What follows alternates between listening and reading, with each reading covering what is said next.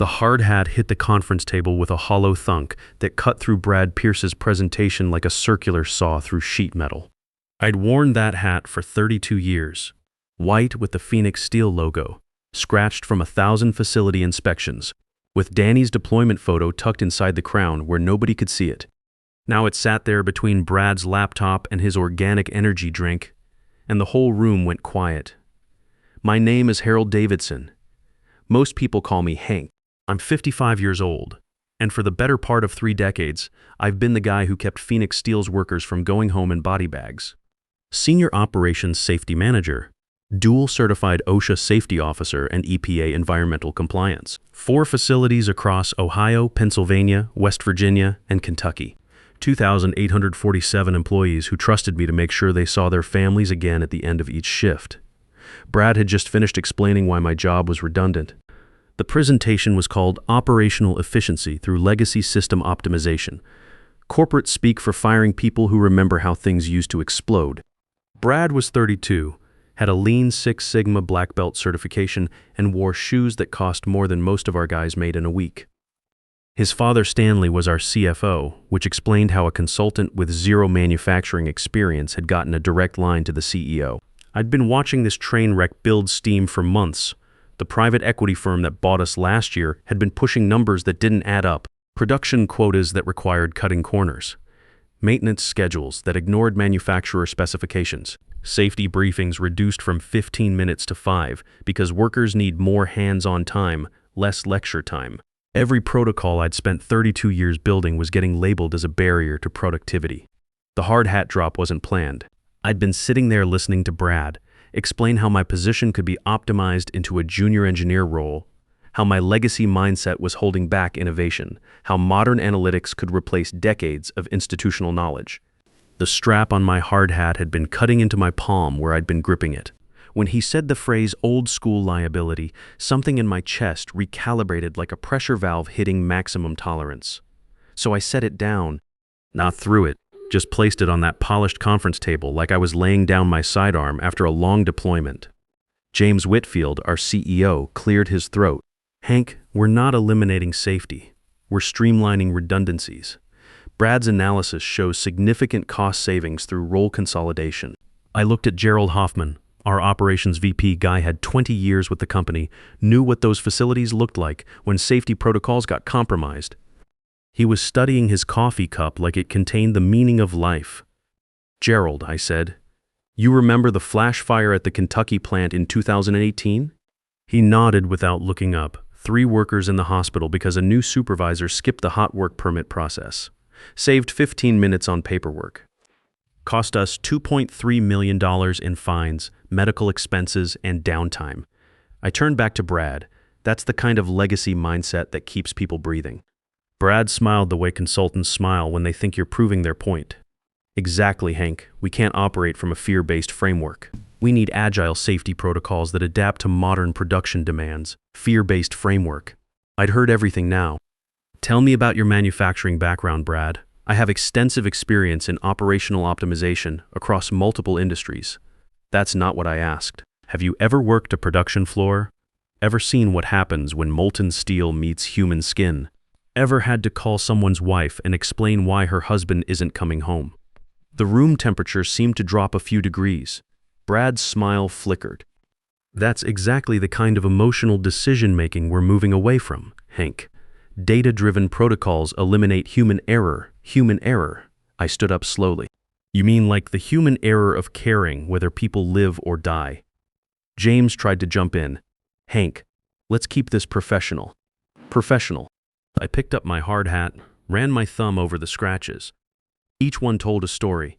The deep gouge from the Pennsylvania crane incident in 2019. The burn mark from the West Virginia furnace malfunction in 2021. The small dent from when I'd caught a falling wrench that would have split open a new hire's skull. You know what's professional, James? 32 years without a single fatality. 32 years of workers going home whole. That's professional. What Brad's proposing is Russian roulette with other people's lives. Brad's fingers were dancing over his laptop keyboard, probably updating his slide deck in real time. Hank, your safety record is admirable, but we can't let past performance prevent future optimization. The metrics clearly show The metrics. I set my hat back down, but gentler this time. Let me tell you about metrics, Brad. Metric number 1. My boy Danny works the evening shift at Kentucky. Metric number 2. Every safety protocol I've built over 3 decades is designed to bring him home to me the way the Navy couldn't bring his mother home. That stopped the keyboard clicking. Sarah had died 3 years ago from mesothelioma, workplace asbestos exposure from a job she'd had in the 90s, back when companies treated safety regulations like suggestions. She'd fought it for 18 months, and I'd held her hand through every chemo session, every doctor's visit, every sleepless night when the pain got too bad for morphine to touch. Her last words to me weren't "I love you" or "take care of Danny." They were "don't let them do this to other families." I walked out of that conference room without another word. Back at my office, I pulled up the federal compliance portal on my computer. 2 certifications under my name: OSHA Safety Officer for all 4 Phoenix Steel facilities, EPA Environmental Compliance for the same locations. Both required annual renewal, both tied to my personal credentials, both absolutely non-transferable. The certifications weren't company property. They were individual qualifications that took years to earn and maintain. You couldn't just reassign them in an org chart shuffle. You couldn't download them from a consulting firm's best practices database. They lived in my name, backed by my Navy CB training, and validated by decades of incident-free operations. I'd tried to explain this in a memo 18 months ago when the first round of efficiency consultants arrived. 5 pages of federal statute, compliance requirements, and plain English explanations of what would happen if the named certification holder left the company. I'd sent it to the full leadership team with copies to our legal department. Nobody had responded. The memo probably got filed under legacy mindset resistance to change. Now Brad was upstairs explaining to the board how my role could be absorbed by a recent engineering graduate with an online safety certification. Kid was 24 years old, had never seen a blast furnace operate, and thought PPE stood for personal productivity enhancement. I opened a new browser window and navigated to the OSHA compliance portal, found the section I'd hoped I'd never need: Voluntary Revocation of Active Safety Officer Certification. There was a warning in red text that I read 3 times. Revocation would trigger immediate suspension of all associated facility operations pending new officer certification and full compliance audit. No grace period. No administrative override. My cursor hovered over the confirm button. This wasn't just about me. Danny, my boy, worked the evening shift at the Kentucky facility. 3 years back from Afghanistan, still putting himself back together, but good with his hands and proud of the work. Every safety protocol I maintained was designed to bring him home to me the way the Army couldn't bring his mother home. I thought about the conversation we'd had last week. Danny telling me about the new production quotas, how the supervisors were pushing guys to skip safety checks to make numbers. "Dad, it's getting scary out there. Guys are taking shortcuts because they're afraid of getting written up for being slow." I'd told him to document everything, follow protocols no matter what anyone said. "Your job is to go home safe, son. Everything else is just numbers on someone's spreadsheet." Now those numbers were about to become someone else's problem. I clicked confirm. The system processed the revocation in 4 seconds. Confirmation email appeared in my inbox. OSHA Safety Officer Certification voluntarily revoked, effective immediately. All associated facilities notified of compliance status change. Then I opened the EPA portal and did it again. 2 more clicks, 4 facilities, 2,847 workers. All federal compliance tied to my personal certifications, and I just severed every connection. My phone started buzzing at 9:23 a.m. First call was from Roger Mendez at the Ohio plant. "Hank, what the hell is happening? I've got federal inspectors here saying we're in violation and they're telling everyone to go home. Check your OSHA certificate display. Roger, see who's listed as the safety officer." Pause, Harold Davidson. "But that's, oh, Brad's got it handled, right? All that modern analytics and agile safety protocols." Roger's laugh had no humor in it. "They're padlocking the gates, Hank. These inspectors aren't messing around. They said something about a pattern of private equity buyouts followed by safety cuts. We're getting the full treatment." The calls kept coming. Pennsylvania at 9:47. "Hank, they've got yellow tape across every entrance. Union's going crazy. Eddie Kowalski wants to know what's going on. West Virginia at 10:15. Federal marshals just showed up with the inspectors. This isn't a normal audit, Hank. They're treating this like a criminal investigation." Kentucky at 10:23. And that one hurt because I could hear Danny's voice in the background asking what was going on. "Dad, They're saying the plant's shut down indefinitely, something about safety officer certification being revoked. That's you, isn't it? Yeah, son, that's me. What happened? Your old man just became unemployed, but don't worry about it. This'll sort itself out. By 11 a.m., all 4 facilities were dark. 2,847 people sent home without pay pending federal compliance review. The fines started accruing immediately, $445,000 per day for OSHA violations, $340,000 per day for EPA noncompliance, $785,000 daily burn rate with zero revenue coming in. The federal investigators weren't playing games. They'd seen the pattern before. Private equity buyouts followed by safety cuts followed by worker injuries. Phoenix Steel was going to get the full audit treatment, which meant 45 to 90 days minimum before any new certifications could be approved. And that was assuming they could find someone qualified to take my place. James Whitfield called me at 11:47. Hank, we need to talk. About what, James? I thought you were streamlining redundancies. This isn't funny. We've got 4 plants shut down and nearly 3,000 workers out of a job. Temporary administrative issue, right? Brad's got agile solutions for everything. The silence stretched long enough that I could hear his breathing change. When he spoke again, his voice had lost all its corporate smoothness. What do you want? I don't want anything, James. I'm just an old-school liability who doesn't fit your modern framework. Problem solved itself, Hank, please. Be reasonable. People are going to lose their jobs over this. People were going to lose their lives over this. At least now they're just losing paychecks. I hung up and drove home to my empty house, sat in Sarah's chair with a cup of coffee, and waited for the phone to ring again. It didn't take long. The first callback came at 1:30 p.m. from Patricia Liu at Apex Manufacturing. Word traveled fast in our industry, especially when someone with dual federal certifications suddenly became available. Mr. Davidson, we heard about the situation at Phoenix Steel. We're wondering if you'd be interested in discussing a consulting arrangement. Apex was Phoenix's biggest competitor. They'd been trying to poach experienced safety managers for years. What kind of consulting? Safety oversight, compliance management, facility certification. We're expanding our operations and need someone with your credentials. The rate would be $275 per hour, with a minimum 30-hour week guaranteed. I'd been making $87,000 a year at Phoenix. $275 an hour worked out to over $500,000 annually if they kept me busy. When do you want to start the conversation? How about tomorrow morning? We can send a car. By Thursday morning, 3 more companies had called. Word was spreading through the industry like wildfire.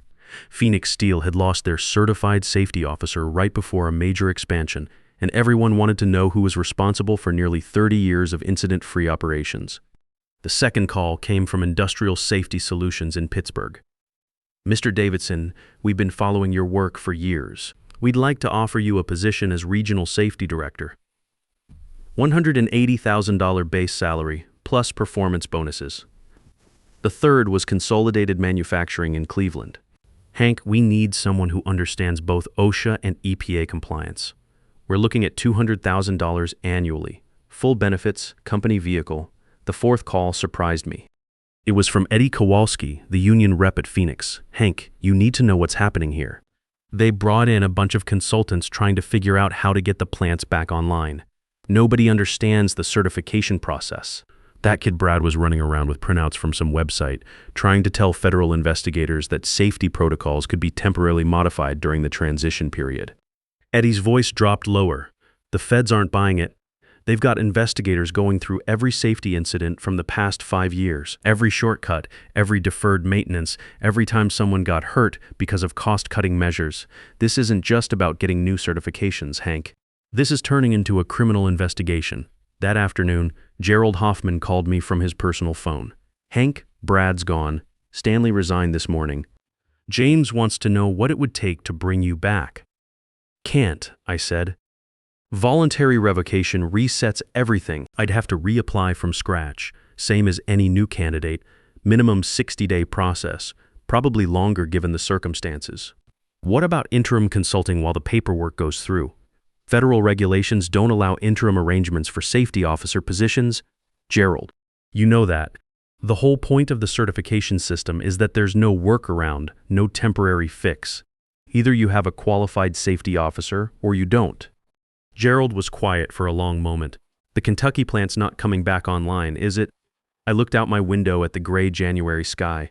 Equipment's been sitting idle for a week in a corrosive environment with no maintenance protocols running. Even if I could fast-track certification, you're looking at months of inspection and remediation before that facility passes federal standards again. How many months? Best case? 6.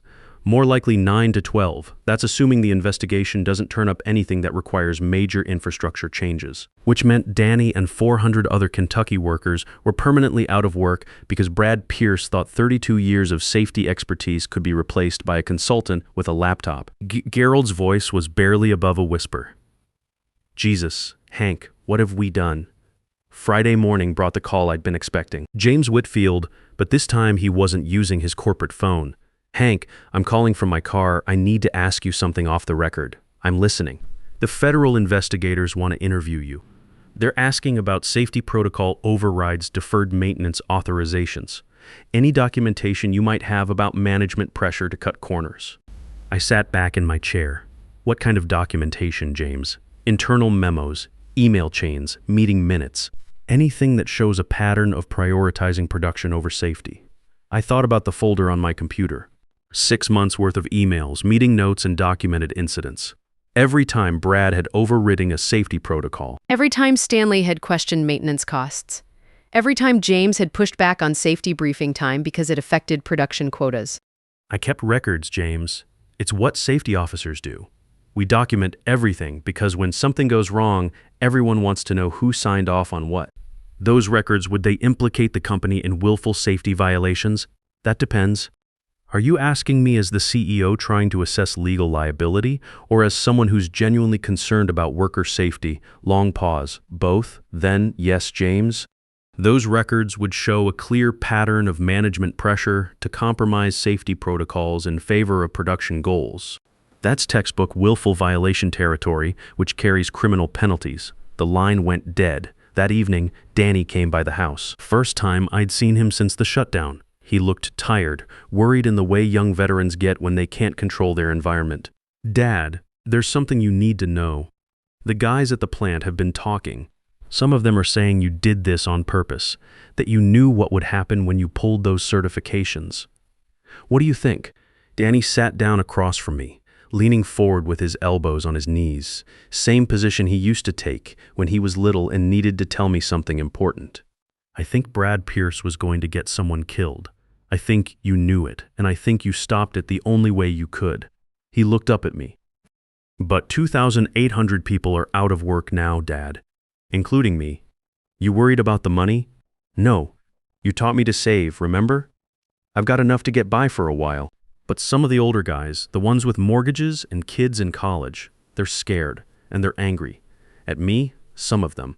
They don't understand the certification system. They think you could come back tomorrow if you wanted to, that you're holding out for more money or trying to prove a point. I walked to the kitchen, poured 2 cups of coffee, handed one to Danny.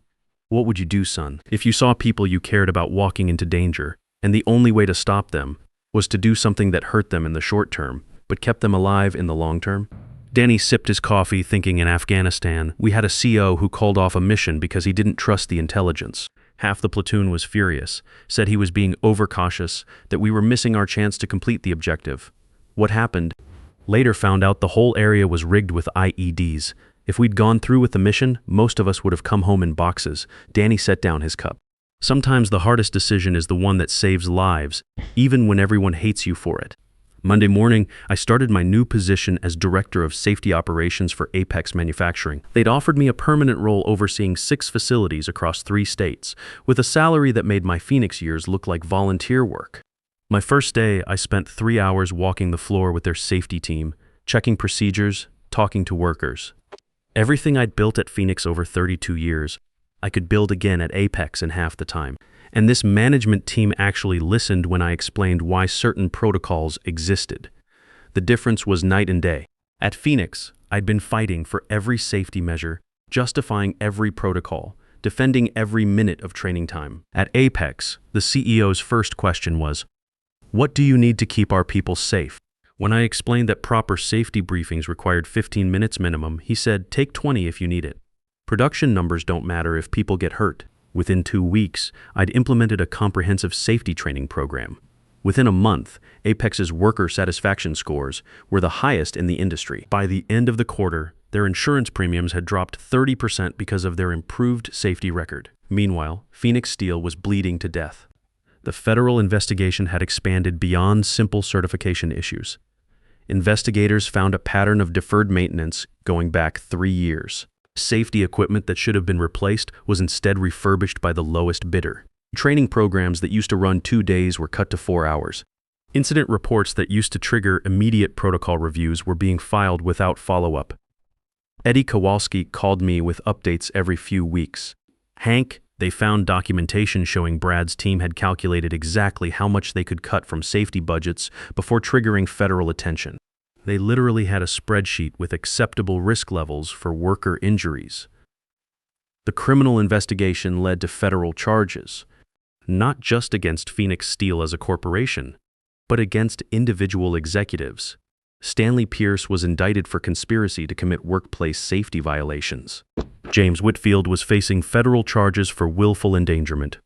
Brad Pierce himself had vanished into the consulting world, probably telling other companies how to optimize human capital through efficiency frameworks. 6 months later, Phoenix Steel filed for bankruptcy. The private equity firm pulled out after the federal investigations turned up 3 decades of deferred maintenance and safety shortcuts. The Kentucky plant never reopened. 1,200 jobs lost permanently, along with the pension fund that senior workers had been counting on for retirement. But here's what the newspapers didn't report. 0 workers died during the shutdown. 0 families got the phone call I'd had to make too many times in my Navy days. 0 wives became widows because someone decided that production quotas mattered more than proper safety procedures. Danny called me that evening with news I'd been hoping to hear. Dad, I got accepted into the safety engineering program at Ohio State. Apex is sponsoring my education through their professional development program. They said when I graduate, there's a position waiting for me as a junior safety officer. Working under whose certification? Yours, Dad. Until I qualify for my own? I looked out my office window at the Apex production floor. Third, shift was starting, workers putting on their PPE, following the procedures I'd spent months perfecting. Everything running smooth, safe, the way Sarah would have wanted. Your mother would be proud of both of us, I said. A year later, I got an unexpected visitor. James Whitfield, looking older and grayer than I remembered. The federal charges against him had been reduced to fines and community service, but his career in corporate management was finished. Hank, I wanted to apologize and to ask you something. I'm listening. I'm starting a nonprofit focused on workplace safety advocacy, using my experience as a cautionary tale, trying to help other companies avoid what happened to Phoenix. I was wondering if you'd consider joining the board of advisors. I studied his face. The corporate arrogance was gone, replaced by something that looked like genuine remorse. What's the mission? Education. Helping companies understand that safety isn't overhead, it's infrastructure. That experience, like yours, isn't a cost center. It's the foundation that everything else builds on. Who's funding it? Insurance companies mostly. They've figured out that preventing workplace injuries is cheaper than paying claims, plus some government grants for safety education programs. I thought about it for a week before giving him my answer. Yes, but with conditions. The nonprofit would be worker-focused, not management-focused. It would emphasize the value of experienced safety professionals, not cost-cutting measures. And it would honor Sarah's memory by preventing other families from going through what we did. The program launched 6 months later. We've consulted with over 200 companies, prevented countless shortcuts, and saved lives that will never make it into any safety statistics because nothing bad happened. Danny graduated last month with highest honors in his safety engineering program. He's starting as a junior safety officer at Apex's newest facility, working under my certification until he qualifies for his own.